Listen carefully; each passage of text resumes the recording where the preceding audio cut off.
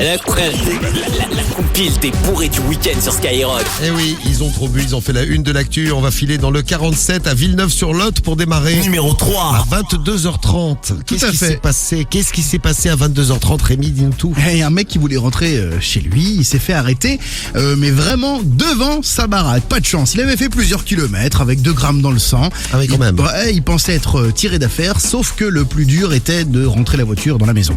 Il a défoncé une partie de son muret, la barrière, le portail, bref, la totale. Au moins, il a réussi à rentrer, il a fait de la place. Il a fait de la place, il pouvait rentrer un smirmorque après. Bon, ses voisins ont entendu du bruit, en bons dénonciateurs qu'ils sont appelé la police, qui a débarqué et le mec a été placé en garde à vue, donc il a tout perdu, son permis, etc. En rentrant chez lui. C'est con. Si près du but. Et il a tout perdu. On va filer dans le 64. Numéro 2. Ça a bu dans le sud-ouest ce week-end. Grave. C'est en plein milieu d'après-midi à Anglette dans le 64, en Pyrénées-Atlantiques. Un homme complètement bourré a une idée lumineuse de faire du tir à l'arc dans la rue. Mais du vrai tir à l'arc. Ah ouais. Oui. C'est dangereux, putain. Bon, tout a commencé avec un automobiliste qui conduisait tranquillement, qui passait par là, qui était surpris par une flèche qui lui a perforé sa portière côté passager. Ah ouais, putain. Tu roules tranquillement, floum, t'as une flèche qui arrive dans ta voiture. Tu te dis, comment il s'appelle l'autre qui tire là? Peter Pan. Robin des Bois. Non, pas Peter Pan. Non, Peter Pan, non, c'est pas lui. Tu dis, il y a Robin des Bois dans le coin. Bon, le mec, ça a commencé donc comme ça. Très imbibé, il s'est fait arrêter parce que bon, le type a été quand même assez étonné de voir une flèche arriver dans la porte de sa voiture. Bon, ses premiers mots ont été de se plaindre de l'état de sa flèche parce que la voiture a endommagé sa flèche.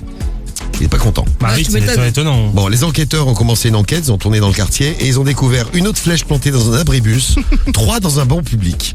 Voilà, il a été confié à l'hôpital psychiatrique du coin et il sera convoqué quand même au tribunal. Bon, voilà, pour l'instant, vous êtes tranquille du côté d'Anglette. Le mec est à l'hôpital. Faites gaffe par contre si vous êtes à l'hôpital psychiatrique du coin, c'est dangereux.